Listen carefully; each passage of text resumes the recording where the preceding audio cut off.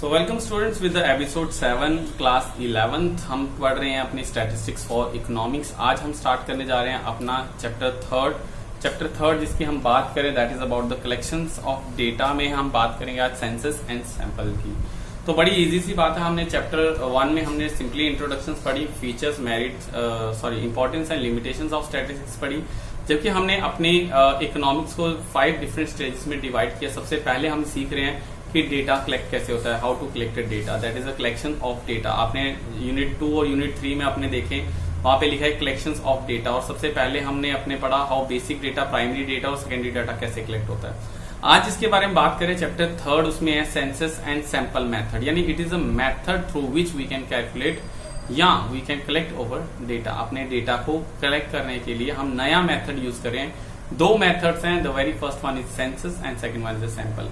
सो आज इन्हीं के साथ हम स्टार्टअप करेंगे और ये जो है आपके यूनिट 1 में भी आने वाला है। तो मैं इसके बात करूं तो अपने सेंसस और सैंपल्स की तो दोनों वर्ड आपने फैमिलियर्स हैं, आपने सुनाए हैं। सेंसस इंडिया जो होता है ना 2001, 2011, तो 2021 में जो सेंसस रिलीज होगा या पहले जो सेंसस रिलीज हुए हैं, तो सेंसस एक ऐसी चीज होती है जिसमें हम टोटल नंबर ऑफ पॉपुलेशन, जितने भी पॉपुलेशन, जिस भी क्राइटेरिया, जिस भी ऑब्जेक्टिव के साथ हम डेटा कलेक्ट कर रहे हैं, उन सब लोगों को अगर हम कलेक्टिवली डाटा कलेक्ट करेंगे, उनसे सबसे डाटा इकट्ठा करेंगे, that it be called the census method.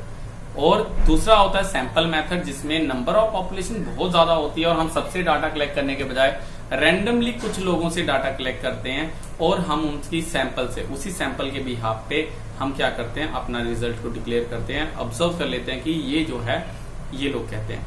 अब दोनों को एग्जाम्पल के तौर पे समझाऊंगा। एग्जाम्पल्स ऐसा समझ लें कि क्लास 9th की रजिस्ट्रेशन स्टार्ट है या क्लास 11, जैसे आप सारे बच्चे 11th में, और 11th की रजिस्ट्रेशन जब स्टार्ट है तो डेफिनेटली आपका नाम, आपके पेरेंटेज, आपका मोबाइल नंबर, आपकी ईमेल आईडी, आपके 10th के मार्क्स, ये हम पूरी के पूरे जो 10th से 11th हमारे पास प्रमोट हुए हैं, जितने भी बच्चे हमारे क्लास 11th में अभी अपीयर हैं, हम उन सब बच्चों से ये डाटा कलेक्ट करेंगे।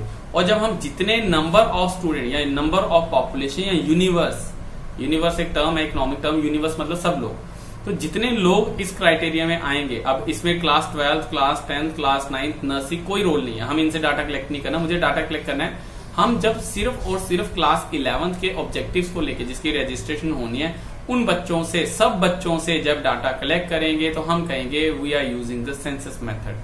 वैसे ही अगर हम बात करें, गवर्नमेंट ऑफ इंडिया ये जानना चाहती है, गवर्नमेंट ऑफ इंडिया, थोड़ा इकोनॉमिकली बात करें, गवर्नमेंट ऑफ इंडिया ये जानना चाहती है कि कितने लोग जो हैं वो टैक्स पेयर हैं। टैक्स पेयर समझते हो ना, जो इनकम टैक्स रिटर्न भर रहे हैं, ITR पे कर रहे हैं। तो कितने लोग हैं जो इनकम टैक्स रिटर्न भर रहे हैं, तो हम सिर्फ उन्हीं लोगों को काउंट करेंगे जो रिटर्न देते हैं।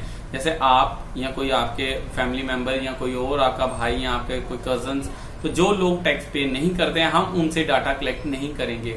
बट जो लोग डेटा टैक्स पे करते हैं, जैसे कि आपके पापा, शायद आपके पापा टैक्स पे करते हो, तो ऐसे लोग जो कि उस पर्टिकुलर क्राइटेरिया के अंदर आएंगे और हम उन सब लोगों से डाटा कलेक्ट करेंगे, तो that it be called as the census method. तो हम क्या कहेंगे, हम सर सेंसस मेथड को यूज कर रहे हैं। जबकि सैंपल मेथड की बात करें तो सैंपल मेथड ऐसा होता है कि हम पूरे के पूरे पॉपुलेशन को ड्रॉन आउट नहीं करते, उसमें से कुछ लोगों को निकाल, सब लोगों को नहीं निकालेंगे, आओ जल्दी से आओ सब डाटा भरेंगे। ये ऐसी बात होती है कि जैसे एक प्रिंसिपल सर एक क्लास के मॉनिटर को बुलाता है अपने पास और पूछते हैं कि आपकी मैथ की क्लास कैसी है, आपकी अकाउंट्स की क्लास कैसी है, आपकी ज्योग्राफी क्लास कैसी है। तो एक CR क्लास रिप्रेजेंटेटिव या मॉनिटर जो भी कहें हम, तो अगर वही आके प्रिंसिपल सर को फीडबैक देता है, नहीं सर इंग्लिश की क्लास बढ़िया है, हिंदी भी ओके चल रहा है, अकाउंट्स में प्रॉब्लम आ रहे हैं, इकोनॉमिक्स में प्रॉब्लम आ रहा है, इसमें प्रॉब्लम है, उसमें प्रॉब्लम है। अब वो सब बच्चों से उन्होंने डाटा कलेक्ट नहीं किया, उन्होंने सिर्फ एक ही सारी क्लास में सिर्फ एक बच्चे को ड्रॉन आउट किया, बाहर निकाला, उसी से पूछा, और जो उस बच्चे मॉनिटर ने हमें फीडबैक दिया, on the behalf of that हम ये कंसीडर करते हैं कि बाकी बच्चों के भी यही ओपिनियन है।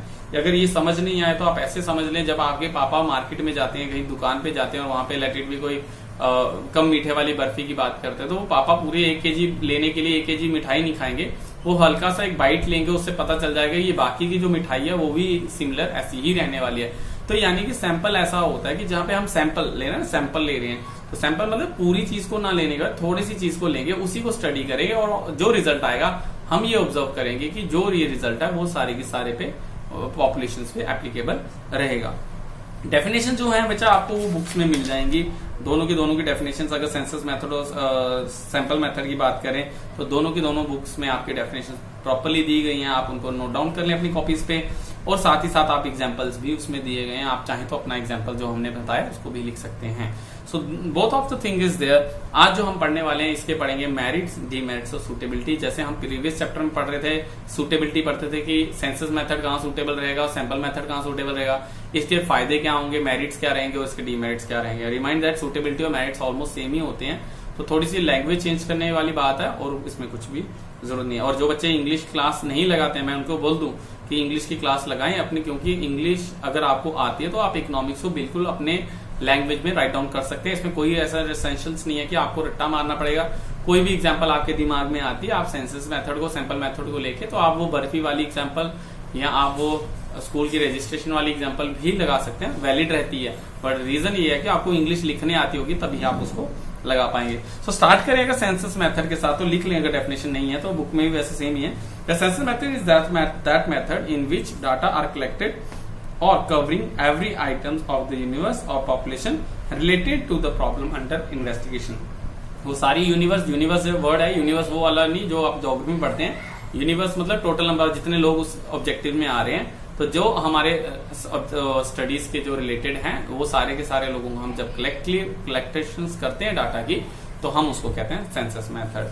सो नॉर्मली सूटेबल की बात करें, सूटेबिलिटी कहाँ है इसकी सेंसस मेथड की, तो सबसे पहला ये रहता है, हम कहाँ पे सूटेबल रहता है, जब हमें डाटा जो है रिलायबल और एक्यूरेट चाहिए। जब हमें रिलायबिलिटी मतलब विश्वास, मैंने पहले ही बताया, रिलायबल मतलब जिसपे हम विश्वास कर सकें। अगर हमें विश्वसनीय यानी जिसपे हम विश्वास कर सकें और जो एक्यूरेट है, ऐसा डाटा चाहिए जो कि एक्यूरेट होना चाहिए और जिसपे हम विश्वास कर सकें, तो इसके लिए हमें कौन सा मेथड सूटेबल रहेगा, सेंसस मेथड। सैंपल मेथड यहाँ पे सूटेबल नहीं रहता। दूसरी बात करें, लेस बाय पार्शियलिटी ना हो। पार्शियलिटी यानी कि ऐसा ना हो कि सर 5 बच्चे आपने अपने फेवरेट बुलाया, आपने मुझे नहीं बुलाया, तो सेंसस मेथड में पार्शियलिटी कोई नहीं होती। रजिस्ट्रेशन सारे बच्चों को कॉल किया जाता है, और अगर तक आप भी सारे के सारे इंक्लूडेड होते हैं तो इसमें कोई भी पार्शियलिटी नहीं होती। तो ये लेस बायस रहता है, बायस मतलब पार्शियलिटी लेस रहेगी। इसके बाद रहती है एक्सटेंसिव इन्फॉर्मेशन। अगर आपको इन्फॉर्मेशन ज्यादा चाहिए, जितनी ज्यादा पॉपुलेशन होगी उतनी ज्यादा इन्फॉर्मेशन होगी, एक्सटेंसिव इन्फॉर्मेशन आपके पास आएगी, तब आपको ये मेथड जो है सेंसस मेथड सूटेबल रहेगा। Then after study of the diverse characteristic, अगर आपको मुश्किल कैरेक्टर्स को पढ़ना है, यानी कि कोई बच्चा कहीं गांव से आता है, कोई कुछ है, तो अगर जितनी डाइवर्सिटीज होगी आपको उतना ही सेंसस मेथड आपको हेल्पफुल रहेगा।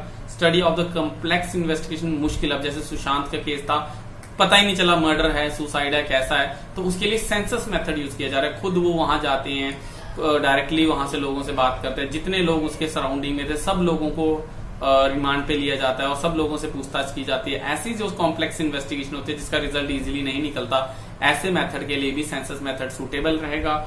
And the last one is the indirect investigation, इसमें इनडायरेक्टली भी की जा सकती है। रजिस्ट्रेशन आपने करनी है, कर हम रहे हैं, चाहिए इन्फॉर्मेशन सीबीएसई को, यहाँ पे जो इन्वेस्टिगेटर है, जो चाहिए इन्फॉर्मेशन आपकी, वो चाहिए सीबीएसई को, बट वो आपसे डायरेक्टली ना मांग के वो स्कूल के थ्रू मांग रहे हैं, तो ये इनडायरेक्ट इन्वेस्टिगेशन के लिए भी सूटेबल रहती है। तो आप ये सारे जो 6 पॉइंट्स हैं आप इनको सूटेबिलिटी में रख सकते हैं।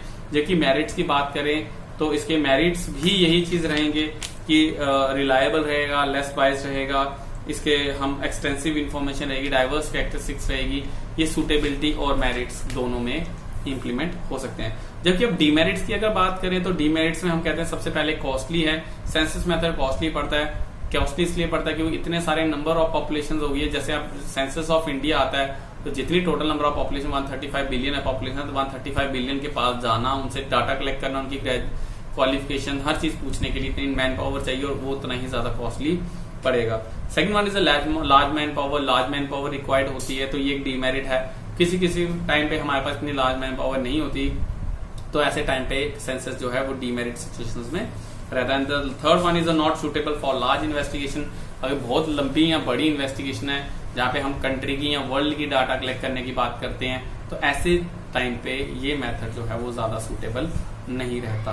अब बात करें सैंपल मेथड की, तो सैंपल मेथड की पहले तो आप डेफिनेशन लिखेंगे, उसके बाद हम इसकी सूटेबिलिटी, मेरिट्स और डीमेरिट्स करेंगे। सबसे पहले आएगा सैंपल मेथड की डेफिनेशन, तो लिख लें प्लीज, लिखना है तो लिखें, अगर बुक्स में आपके सेम है तो आप रहने दे सकते हैं, बट कॉपी पे अपने फिर भी नोट डाउन बाद में जरूर करें। So sample method is that method in which the data is collected about the sample on a group of item taken from the population for examinations and conclusion can drawn out on their basis. तो conclusion जो है drawn out किया जाएगा on their basis, यानी कि sample जो है number of population में से कुछ लोगों को निकाला जाता है, उनसे स्टडी की जाती है, कलेक्शंस की जाता है, और जो रिजल्ट और जो कंक्लूजन होता है उसी के बिहाफ पे हम इसको निकाल देते हैं। जबकि सूटेबिलिटी की बात करें तो सूटेबिलिटी कहाँ रहती है, ऑब्वियसली यहाँ पे रहेगा जहाँ पे हाई डिग्री ऑफ एक्यूरेसी नहीं रिक्वायर्ड होगी, इंटेंस इन्फॉर्मेशन नहीं चाहिए, एक्सटेंसिव इन्फॉर्मेशन नहीं चाहिए, कॉम्प्लेक्स स्टडी नहीं है, रिलायबल नहीं चाहिए। तो जब हमारे मेरिट्स जो सेंसस के थे वो नहीं चाहिए तो हम लोग क्या कर सकते हैं, ये चीजें के लिए हम लोग सूटेबल रख सकते हैं। सो मेरिट्स की अगर बात करें, सबसे ज्यादा मेरिट्स और डीमेरिट्स पे सबसे ज्यादा इंपॉर्टेंट देना, वही क्वेश्चन सबसे ज्यादा आते हैं। मेरिट्स की बात करें तो सैंपल मेथड सबसे पहला पॉइंट है इकोनॉमिकल है। इकोनॉमिकल यानी कि ये टाइम भी बचाता है, ये मनी भी बचाता है, ये कॉस्टली भी नहीं है, तो डेफिनेटली इकोनॉमिकल रहेगा। Second one is a time saving, ये टाइम सेविंग मेथड है। पूरी क्लास को स्टडी करने के बजाय पूरी पॉपुलेशन को स्टडी करने के बजाय 10-12 लोगों को बाहर निकाला जाए और उन्हीं पे स्टडी कर ली जाए। Third one is identification of error, कम लोगों की स्टडी होगी तो कहीं पे अगर कोई गलती या कोई मिस्टेक हो जाती है तो हम इजीली वो एरर जो है फाइंड आउट कर लेंगे, क्योंकि हमने तो लाखों में से सिर्फ 1000 लोगों को से इन्फॉर्मेशन ली है, तो वो एरर जो है वो इजीली फाइंड आउट किया जा सकता है। Fourth one is a large investigation, इसमें बड़ी इन्वेस्टिगेशन को भी हम कलेक्ट कर सकते हैं। 2 करोड़ पॉपुलेशन है, उसको स्टडी करने तो बिल्कुल हो सकते हैं, क्योंकि हमें तो उसमें से सैंपल ही ड्रॉन आउट करना है। एडमिनिस्ट्रेटिव कन्वीनियंस होती है कि जो परमिशंस लेनी है, कहीं हम जाना चाहते हैं, लेटर कोई एजेंसी स्कूल में आती है और वो कहती है हमें आपके पूरे स्कूल के बच्चों से डेटा इकट्ठा करना है, तो ये टाइम लार्ज टाइम होगा, मैन पावर होगी, वेस्टेज ऑफ टाइम भी रहती है कभी कभी, तो शायद एडमिनिस्ट्रेशन इसके लिए परमिशन ना दे कि उनकी स्टडीज सफल होगी। बट अगर वो कहते हैं सर हमें सिर्फ अपने एक क्लास के एक सीआर या मॉनिटर से मिला दें, तो वो इजी है, तो उसके लिए एडमिनिस्ट्रेटिव कन्वीनियंस भी मिल जाती है, मनाया जा सकता है। एंड द मोर साइंटिफिक, ये साइंटिफिक होता है, क्योंकि इतनी सारी पॉपुलेशन में से जो आप रिजल्ट के लिए जिन लोगों को निकाल रहे हैं, ड्रॉन आउट कर रहे हैं, वो कैसे निकालेंगे, वो एक साइंटिफिकली मैनर से ही निकलेगा। वो हम अपने नेक्स्ट टॉपिक में जरूर पढ़ेंगे कि कैसे होता है। लेकिन आपको अगर मैं सपोज कीजिए 1000 लोग दूं और 1000 लोगों में से आपको अगर मैं बात करूं कि आप अगर सैंपल कंडक्ट करना चाहते हैं, कि मैं चाहता हूं इन्फॉर्मेशन कलेक्ट करना, तो आप 1000 में से कोई 50 लोगों को सिलेक्ट कर लीजिए और उन्हीं से डाटा कलेक्ट करिए, तो आपके पास सबसे पहले एक प्रॉब्लम आएगी कि कौन से 50 लोग ऐसे रहेंगे जिनको कलेक्ट करने में 1000 लोगों की सोच जो है एक जैसी मिलेगी। तो ऐसे फाइंड आउट करने के लिए हमारी साइंटिफिक जो होती है वो ये तरीका ज्यादा इम्पैक्ट रहता है, ये मेरिट इसमें रहता है। जबकि डीमेरिट्स की बात करें तो सबसे पहले आता है that is about the partiality. इसमें पार्शियलिटी हो सकती है, 1000 में से 50 लोग आप वही लेंगे जिनकी प्रायोरिटीज या जिनके फेवर्स में आप रहते हैं, तो आप उन्हीं को प्रायोरिटी देंगे, तो पार्शियलिटी हो सकती है।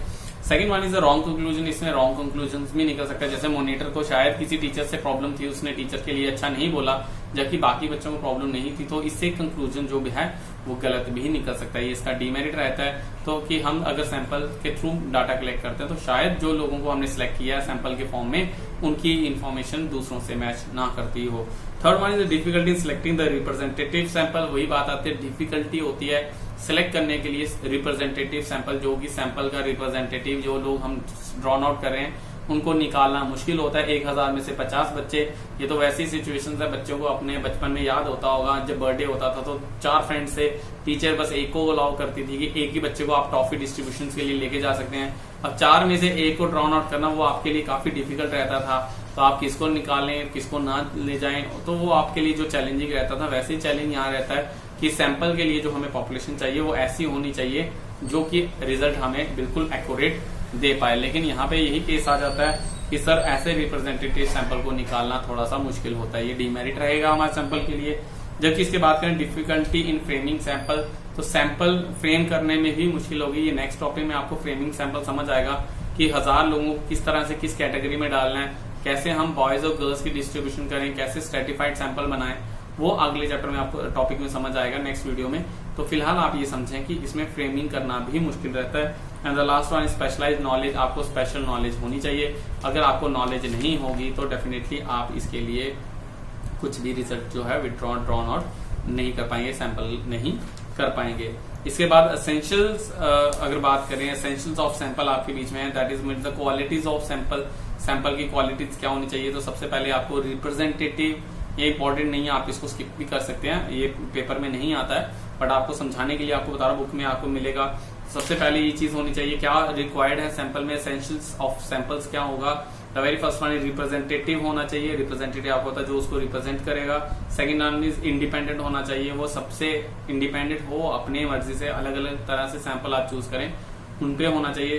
थर्ड वन इज होमोजेनिटी, एक जैसा भी होना चाहिए वो इंडिपेंडेंट के साथ साथ। And the last one is adequacy, adequacy मतलब कि ऐसा होना चाहिए कि जो फेयरली एडुकेट और रिलायबल कंक्लूजन जो है वो निकाल पाए। इसको बिल्कुल हल्का से मैंने समझाया, इसको आप बिल्कुल क्रॉस कर सकते हैं, इसमें कोई इतना वो इम्पोर्टेंट नहीं है। बट बच्चे बुक्स खोलते हैं और फिर देखते हैं सर ये चीज रह गई, इसके लिए मैंने डिस्कस किया है। एसेंशियल्स ऑफ सैंपल के मतलब है क्वालिटीज ऑफ सैंपल, जो सैंपल आप ले रहे हैं उसमें क्या क्या क्वालिटीज होनी चाहिए। सो इसके बाद अगर हम बात करें तो सबसे ज्यादा इंपॉर्टेंट आता है that is the difference between the census and sample. दोनों में डिफरेंस क्या है, तो डिफरेंस आप ले सकते हैं टाइम को लेके। तो आपको बताना है कि टाइम कौन कंज्यूम करता है, सेंसस टाइम कंज्यूमिंग है जबकि सैंपल जो है लेस टाइम कंज्यूमिंग है। रिलायबल की बात करें, सेंसस ज्यादा मोर रिलायबल है जबकि वो सैंपल लेस रिलायबल रहेगा। अब आप बात करें एक्यूरेसी की तो सेंसस मोर एक्यूरेट रहेगा एज कम्पेयर टू सैंपल्स के। अगर आप बात करें टाइम कंज्यूमिंग की तो टाइम कंज्यूमिंग ज्यादा सेंसस रहेगा, सैंपल इस मामले में सही रहेगा। अगर आप बात करें एरिया ऑफ इन्वेस्टिगेशन तो सेंसस जो होगा वो लार्ज इन्वेस्टिगेशन एरिया लेगा जबकि सैंपल आपका इन्वेस्टिगेशन एरिया कम लेगा। तो इसी की तरह से आप दोनों मेन इंपॉर्टेंट जो क्वेश्चंस है आप इसको कर लें, that is about the census and sample method. Census method क्या होता है उसकी डेफिनेशन लिखेंगे, सूटेबिलिटी, मेरिट्स और डीमेरिट्स निकालेंगे। सैंपल मेथड का भी आप ऐसा ही करेंगे, मीनिंग लिखेंगे, देन आफ्टर सूटेबिलिटी, मेरिट्स और डीमेरिट। आपने बुक्स में आपने देखा होगा मेरिट्स और डीमेरिट्स ज्यादा हैं एज कम्पेयर टू आपके सूटेबिलिटी। आपको एक एक पॉइंट में आप सूटेबिलिटी नहीं भी करेंगे और मेरिट्स को ही सूटेबिलिटी के पॉइंट में लिख लेंगे तो वो भी वैलिड रहने वाला है। सो आई होप आपको सेंसस मेथड और सैंपल मेथड समझ आया होगा। एपिसोड 8 में जो नेक्स्ट एपिसोड होगा हम उसमें डिस्कस करेंगे about the method of sampling, कि कितने सैंपल। अब सैंपल देखिए, सैंपल भी अलग अलग मेथड से होते हैं तो आपको वो दिखेगा। तो ये छोटा सा चैप्टर है, इसमें ज्यादा है नहीं, तो आप एक काम करें, अपने मेथड ऑफ सैम्पलिंग की क्लास जो होगी अपने एपिसोड 8 में देखेंगे। अगर आपको इसके रिगार्डिंग सेंसस मेथड और सैंपल मेथड के रिगार्डिंग कोई भी प्रॉब्लम आती है तो प्लीज आप एक दफा डिस्कस जरूर करें। आप कॉल करें, मैसेज करें, नंबर है 9018186143, व्हाट्सएप कर दें मुझे। और इस यूट्यूब के नीचे वीडियो देखने के बाद अपना कमेंट में अपना नाम और क्लास और स्ट्रीम डालें ताकि हमें पता चले आपकी अटेंडेंस मार्क हो चुकी है कि आपने ये वीडियो देख ली है। तो इससे ये होगा कि आप अपने बच्चों के दोस्तों के साथ भी शेयर करें और सारे के सारे बच्चे इसको अपने कॉपी पे लिख लें। तो जो आपका ये डाउट रहेगा वो हम अपने नेक्स्ट क्लास में, अपने पॉडबीम में, अपने जूम क्लासेस में उसको क्लियर करेंगे। तो thank you so much guys for being with us. I hope आपको ये वीडियो समझ आई होगी। लाइक करें ताकि लाइक से हमारा अप्रिसिएशन बढ़े और हम ऐसी आने वाली वीडियोस और भी अपडेट करते रहें। हमारा कोई भी इसमें वो नहीं होता, लेकिन ये चीज होती है, आपका प्यार रहता है, अप्रिसिएशन रहती है। लाइक करें, कमेंट में अपना नाम जरूर लिखें। ओके, मिलते हैं आपके नेक्स्ट एपिसोड 8 में। उस तक के लिए till then bye bye, stay safe, stay home, bye.